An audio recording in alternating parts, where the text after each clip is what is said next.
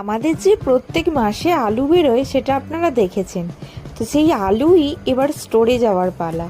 তো সেই জন্য যার যেরকম আলু আছে সে সবাই মানে সাইকেলে করে কেউ মাথায় করে নিয়ে এসে একটা জায়গায় জড়ো করে, ওই আমাদের দুর্গা দালানের সামনে।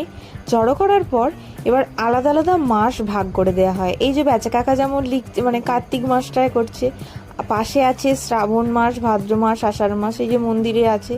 এবার যার যেখানে আলু সে সেখানে সেই মাসেতে আলুগুলো এনে রেখে দেয়।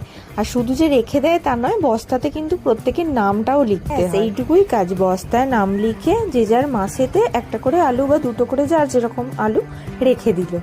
এরপরে আমাদের যে মানে হিসাব রক্ষক আছে তার কাছে আমরা গেলাম, গিয়ে বললাম আমাদের এই মাসে এই আলু আছে, সে সমস্তটা হিসাব করে নিয়ে টাকা নিয়ে নাম এন্ট্রি করে। এরপর আমাদের আবার আষাঢ় মাস থেকে আলু বেরোতে শুরু করবে। আর আজকের ভিডিওটা এই পর্যন্তই, টাটা।